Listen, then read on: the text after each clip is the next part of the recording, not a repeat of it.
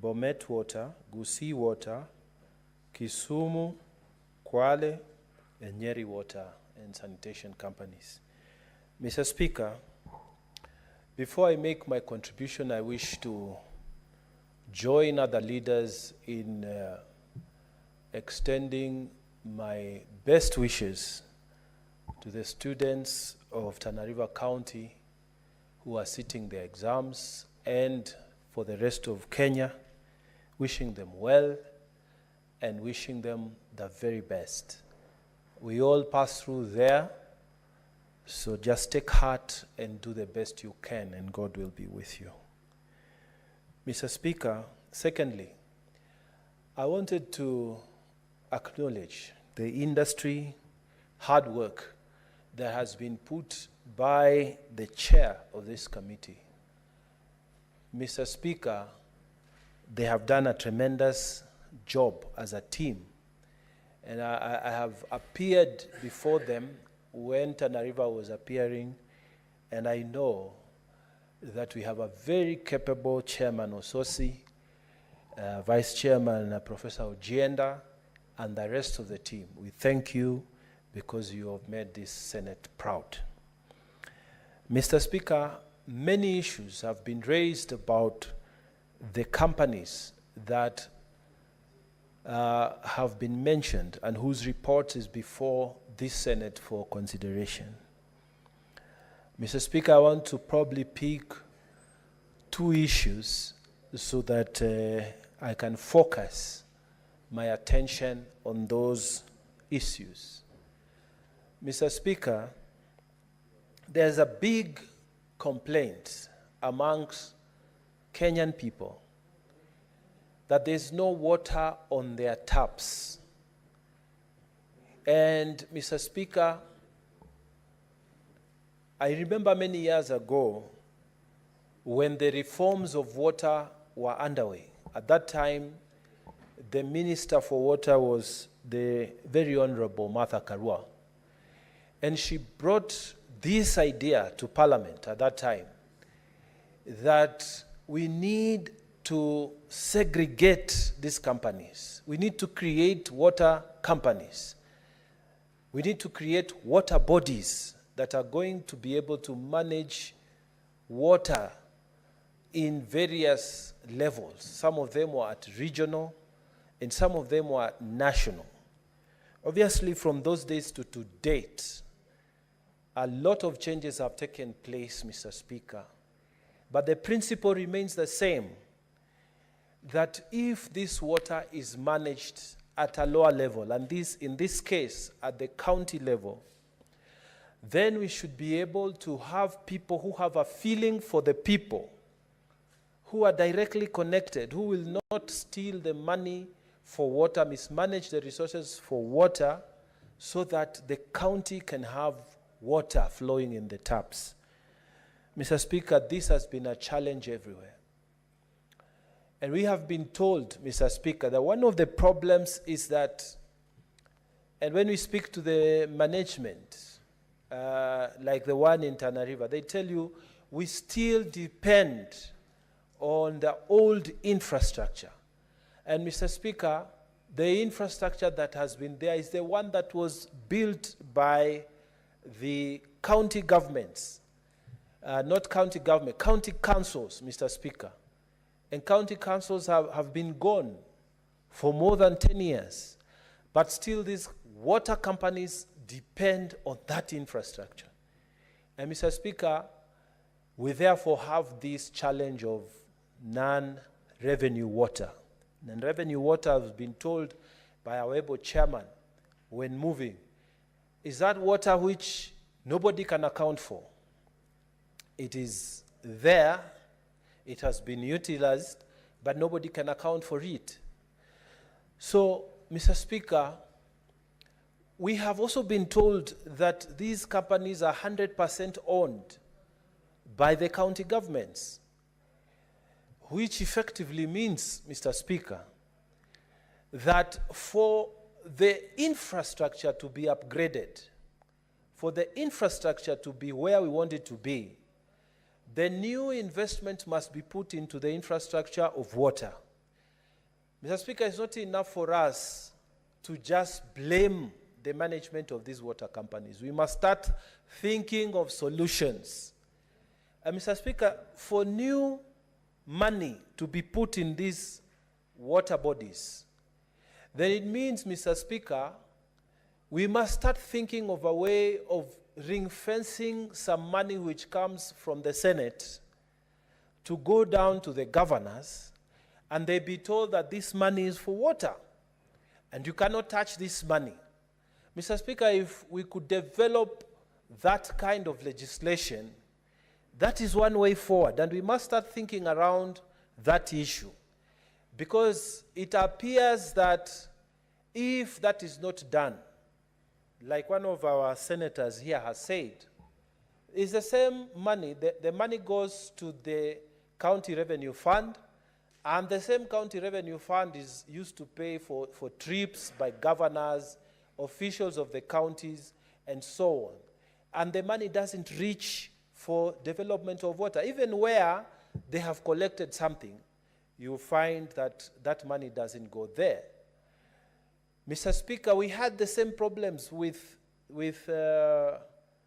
dispensaries and health centers. And you remember, Mr. Speaker, when we were passing the laws that involved the universal healthcare laws, we said that some money needs to be left at the dispensary level, at the health center level, so that if a fence has broken down, the local committee there is able to deal with that matter.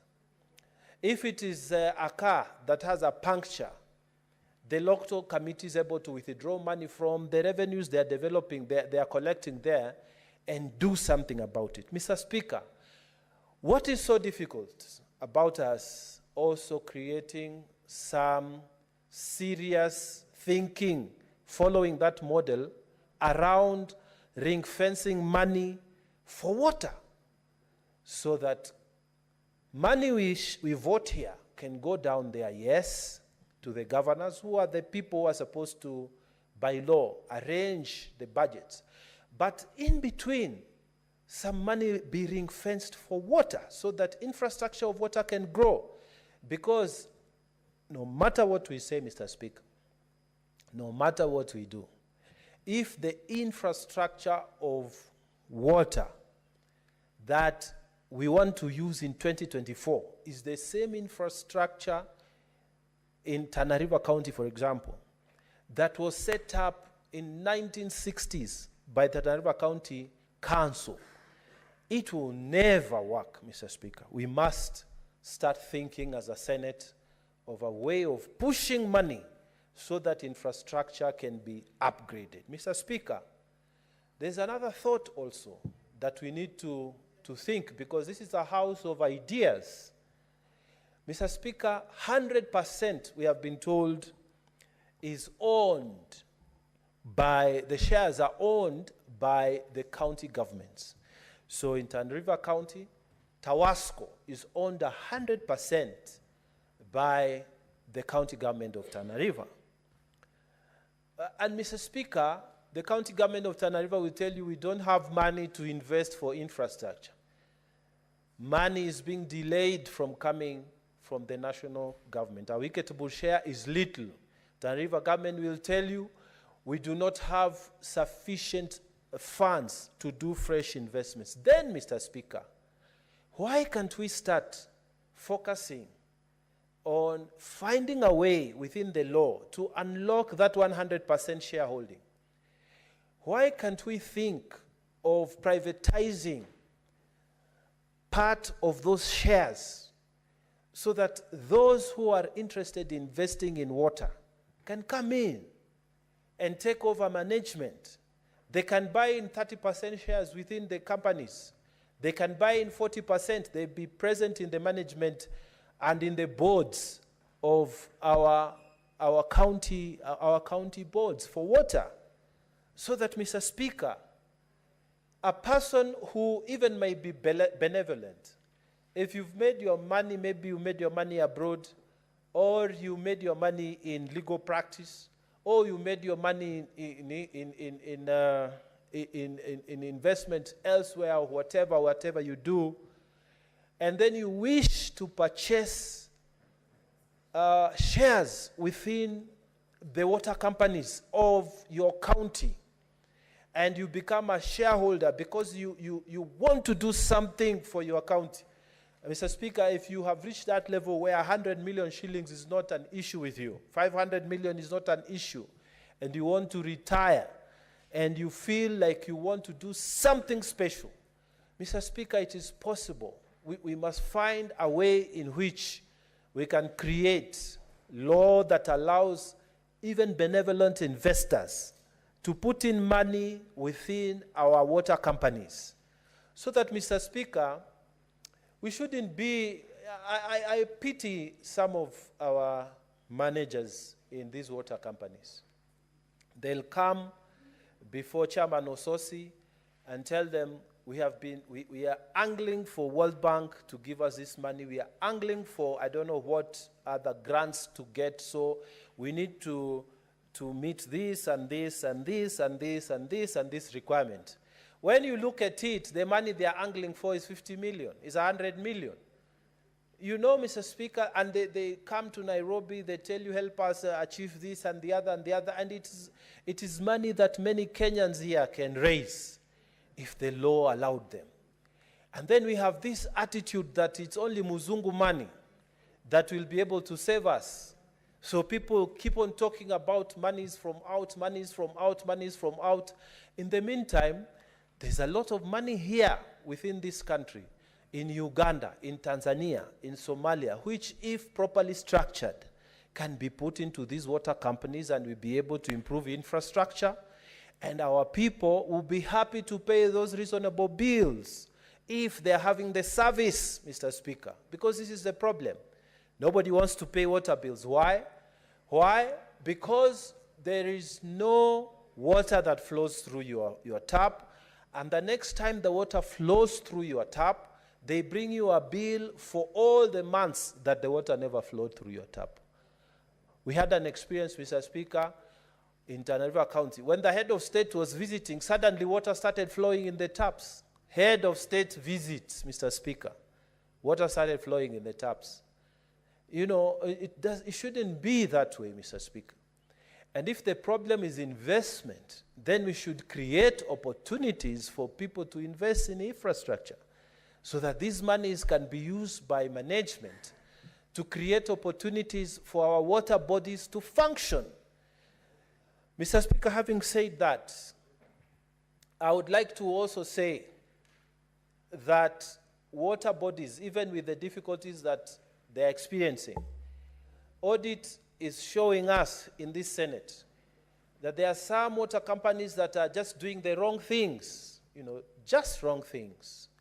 And some of these are not difficult to comply with. The law, the National Cohesion Integration Act, Mr. Speaker, has said that if within that county there are some majority tribes, you make sure that 30% should not be occupied by one tribe alone, so that the other people can have opportunities, Mr. Speaker, to be employed.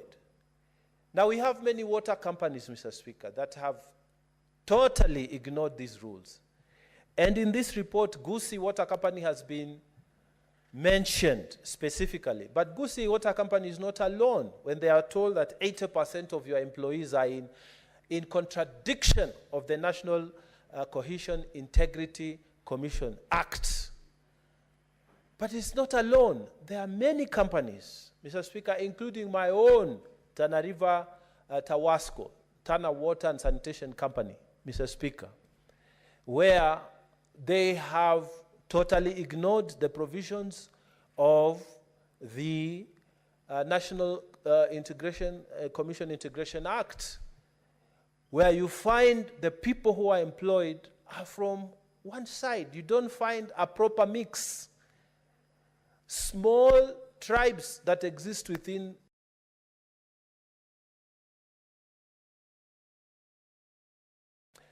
what are the consequences of flagrant disobedience of the law? Mr. Speaker, we make recommendations in this Senate, but there are no consequences. People come, they tell us they will improve, And next year they come, they are the same, and there are no consequences. Mr. Speaker, I am asking that it is time we started thinking about tightening the laws on people who are flagrantly disobeying the law. Here, we have been told that in terms of financial management of these companies, you have many of them which are getting unqualified opinion of the Auditor General.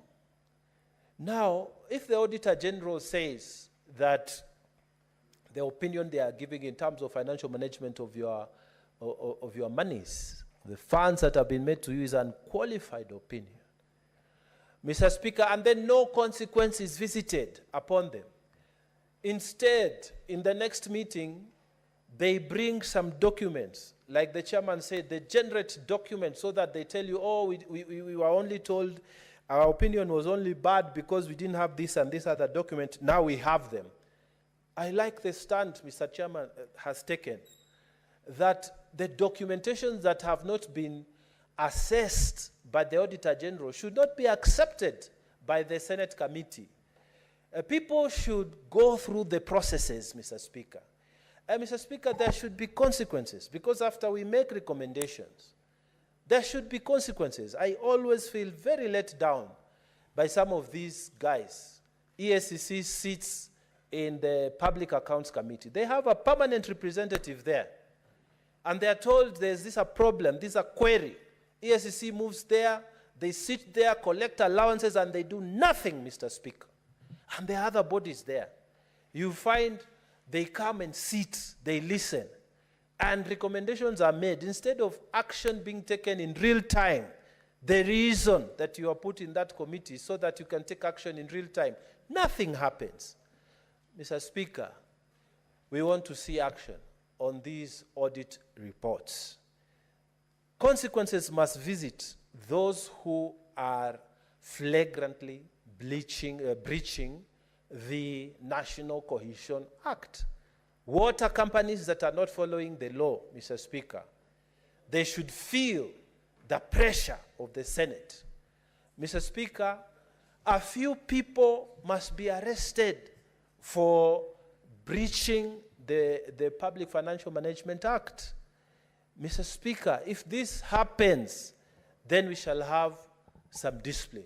Aside from the investment, we need enforcement of the law, Mr. Speaker, so that we can bring some form of discipline and direction from the Senate on these water companies. We've been told water is life. And an appeal has been made here that senators, we must take interest in the management of water companies in our places where we come from. And I accept that. That's a good appeal. But we also need, from the National Committee, enforcement. If somebody is not doing his work, surely let a few people take personal responsibility. If this starts happening, Mr. Speaker, we shall be able to create proper management of our water companies, and our people shall receive water, the water they have been using. They will be billed for water that they have been using. Mr. Speaker, why can't we create water tokens so that, just like electricity, I buy my token and I know that after I've used 1,000 or 500, I need to replace, instead of waiting at the end of month, alafu naletewa bili ya hewa. Mr. Speaker, time has come, we use technology to make sure our water companies are also functional. So we should not only invest in the infrastructure, but also in technology, so that people can pay for services that have actually been rendered. We are doing better in electricity, but we can also do good in water sector. And this means we must start